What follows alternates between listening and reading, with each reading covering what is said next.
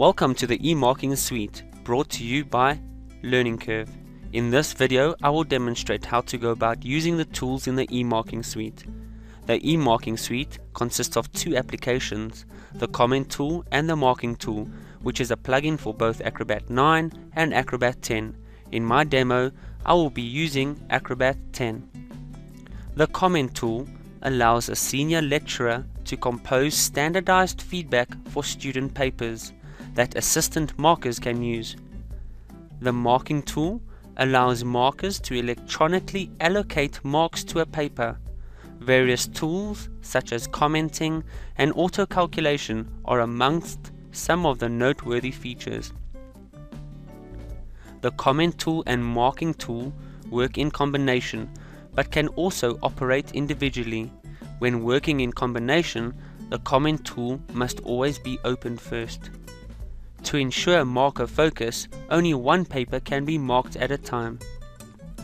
Once the senior lecturer has set up a standardized feedback comment file, this file can then be emailed to all assistant markers, who can then load the file into their Comment tool for marking and standardized student feedback.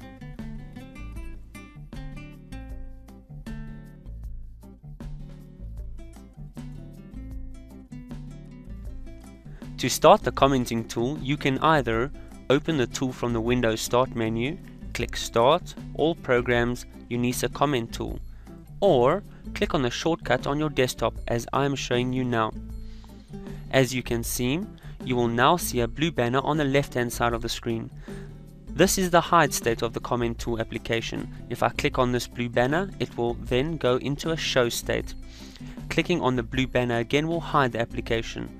This is a way of giving more area to the actual marking of the exam, and only when the Comment tool is needed can it be shown. To help with marking, the Comment tool application will always be on top of any other program that is open. Closing the Comment tool is pretty straightforward. All you need to do is click on the red cross at the top right hand corner of the application. Let's move on to creating a new comment file now. As you can see in the file setup part of the Comment tool application, there are three fields that must be entered. The first field is the course name, which can be defined as the name of the subject, for example, English, Maths or Biology. For my example, I will enter the course name English. The second field is the assignment field. This can be described as the assignment number, example, assignment 1, 2 or 3. The third field is the total field. This is the total of the specific test. So if the test were to be out of 100, you would type the value 100 in this field, as I have done.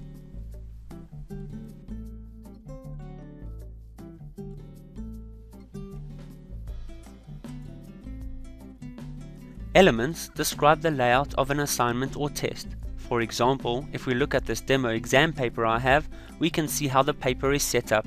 Question 1, question 2 and so forth. So these would be our element names. So the first thing I will do is add an element. To do this, simply enter an element value in the element field. I will enter a few elements. You may want to edit an element's text value. To do this, you will need to select the relevant element and click the edit button. What happens next is that the element field gets the value you want to edit, as you can see. Once you have edited the element's text value, proceed by clicking the Update Element button, as I have done. To delete an element, just make sure you have selected the correct element you wish to delete, and then click the Delete button.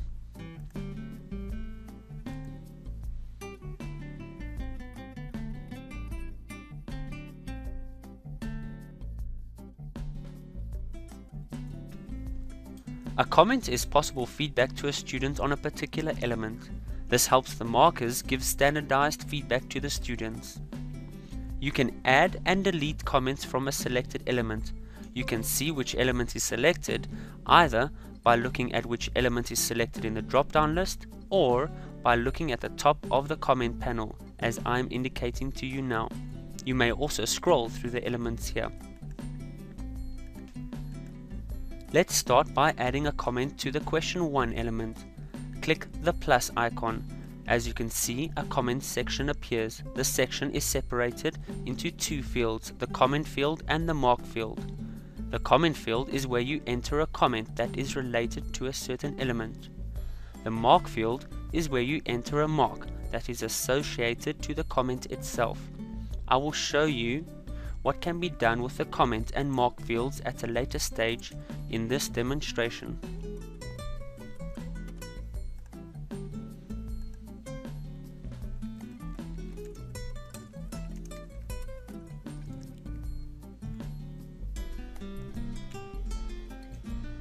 To delete a comment, make sure you have selected the correct comment by checking which section has a red square around it. Then click the negative icon. Another function of the red square is that it copies the comment to the Windows clipboard memory. This becomes very useful when used in conjunction with the electronic marking tool. There is also a special copy feature, which is the button I am focusing on now. We will also talk about this feature at a later stage in this demonstration.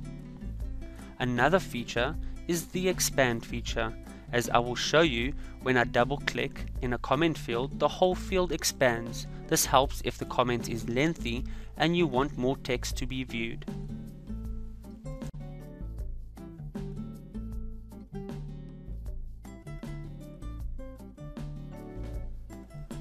So once we have populated all the relevant fields in the comment tool, the next logical step would be to save the information. There are two main reasons for saving the comment file. One is to store the data in a central file, so it may be loaded for later use and also updated if necessary. Secondly, this file may be emailed to other lecturers so that they can open and load the file to mark assignments and exams.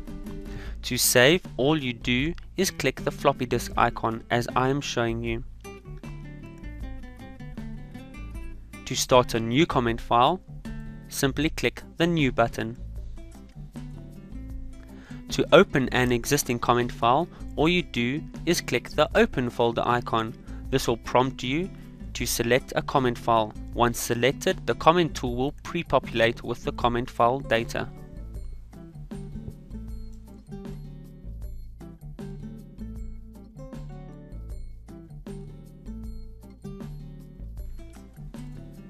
We are going to demonstrate the electronic marking tool now by opening up a test exam in Acrobat 10. As you can see, the marking tool is loading. Once loaded, the marking tools will appear in Tools, Plugin Add-on Tools. To get the marking tools to appear on the main toolbar, right-click on the main toolbar, select Quick Tools, expand Third-party Plugins, expand Plugin Add-on Tools. Then select all marking tools and push to the right, which is the Quick Tools to Show pane. Everything in this pane will display on the main toolbar. Next, I will step through each marking tool and explain how each of them function and differ. These are the basics of the marking tool. I will begin with the half mark tool. Click on it to select it. You will notice the normal cursor changes to a pointing hand. This will be the same for every marking tool mark symbol. Now if I click anywhere in the document, you will notice a half mark indicator appears. This counts as a half mark. The deselect tool is used to cancel a certain selected mark tool in use. I will click on it now. As you will notice, the hand disappears and the cursor becomes normal again. So for every mark tool you want to cancel, just select the deselect tool. Next, I will explain and show how to use the tick mark. Once again, I will select the tool. A prompt box appears asking you for a number value, as some lecturers' marking styles differ. This was created in such a way that the teacher could either leave its default value as 1 or change it to a higher marking value. This marking function works in exactly the same way as the half mark function did. Similarly, one can click around the document multiple times to assign the relevant marks. The next tool I'll explain will be the stamp tool. This tool was created as a "been here" mark. This just indicates that the lecturer has acknowledged the question but does not wish to allocate marks to the particular question. So to illustrate, I will put a couple of "been here" stamps on the document. This stamp does not carry a value and therefore does not allocate marks to the final result. So what happens when there is a wrong answer and you wish to depict it? Then you will use the cross mark tool. This tool indicates that the relevant answer is incorrect. This cross mark tool does not carry a value, so this tool is very similar to the stamp tool, but just stands as a visual indicator that a certain answer is incorrect. The impression mark allows one to award an overall result for a particular question or section. For example, marking an English essay would be a good scenario in which to use the impression mark. When awarding an impression mark, one can optionally fill in the element or question that it is associated with. This element will be displayed in the final result, as I will show you with the total calculator tool. The comment impression mark will be shown at a later stage. This tool is very similar to the impression mark, except for the fact that it integrates with the comment tool, which automatically populates its mark and comment. Once the marker has finished marking, one would add up all the marks awarded and present a results page. This can be done by clicking on the total calculator tool. This tool's full functionality will be demonstrated at a later stage.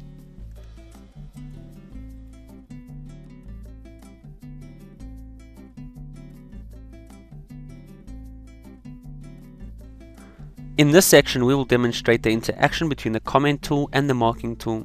As previously stated, always open the comment tool first. We will now load a comment file. We will now also open a demo exam to be marked.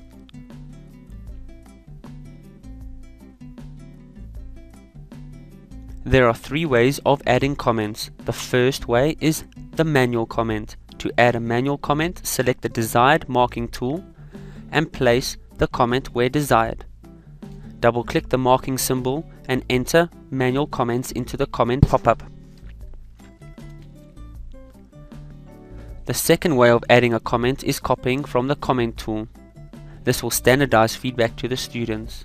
To do this, one would add a marking symbol to the PDF, then go back to the comment tool and select the relevant element and comment combination. Ensure the red square is on the comment you wish to use and go back to the PDF and paste into the comment as shown. The third way of adding a comment is the special copy. This is similar to the impression mark, except that all the details come directly from the comment tool. As shown, go to the comment tool, select the relevant element and comment combination, and select the special copy button. Go back to the paper being marked and select the comment impression mark tool. Select the location to place the mark. One can see that the details from the comment tool has been auto-populated into the comment in the paper. As previously shown, to count the marks of a paper, select the total calculator tool. This brings up a prompt that will be pre-populated with the comment tool's total field. Click OK. The marks are now tallied and a result page is added to the end of the paper. If you wish to continue or adjust the marking, you may continue marking using the previous techniques described. Comments or marks may be deleted using conventional methods. If one is satisfied, one may finalize the paper. This has a number of advantages. 1. This renames the file with the result in the file name, while still leaving the original file. 2. It creates an extra page with numbered comments in.